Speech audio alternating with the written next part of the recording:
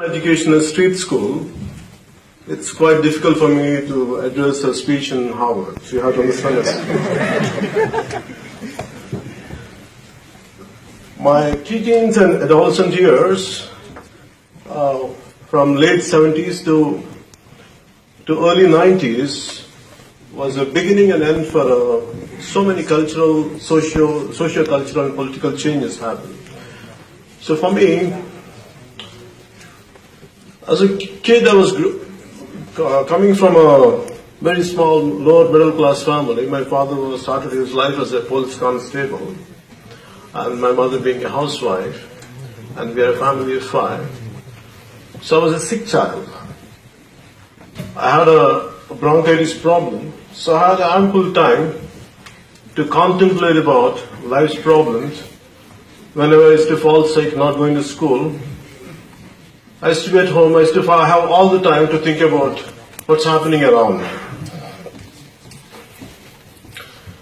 So one day, maybe I just finished my street school, which means it's literally on the street.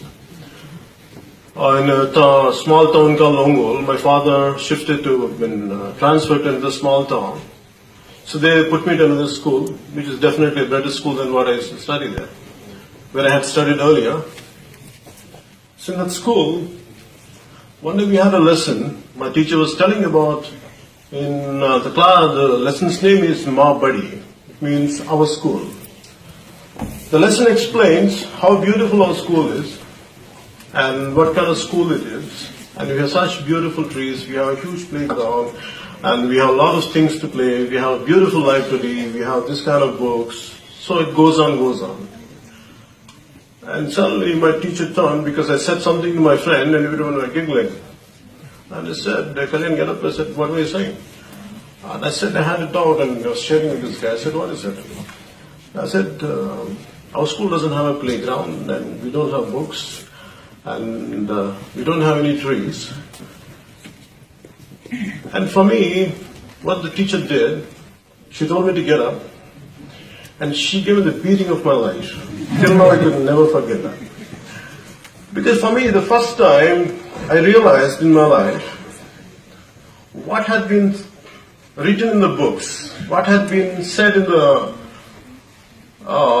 in spoken word, and the reality are two different things. So for me, that has become a lifetime obsession to see the gap between what has been said and what has been done. That has become a lifetime obsession. So till now, my obsession is, even in the political manifesto, it still manifests. What they promise and what they deliver are two different things. So for that reason, it has become such an obsession to me. I lost my focus in my education. Constantly I used to see issues everywhere, problems everywhere. So successfully, I failed in my exams. True. I successfully failed in my exams, so I could not continue my education. So I had to stop. So the reason was, I was so stressed out, and all my friends were going to for universities in America, and they were doing good things. And here I've been failing. I failed in 10th grade. I failed in 11th grade. I failed in 12th grade. I was consistently I was failing.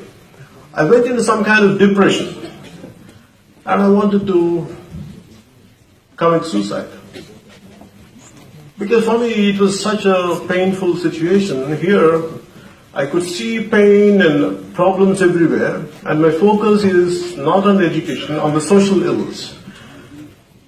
So I thought of committing suicide. My brother, I think most of you know that my brother is also an actor.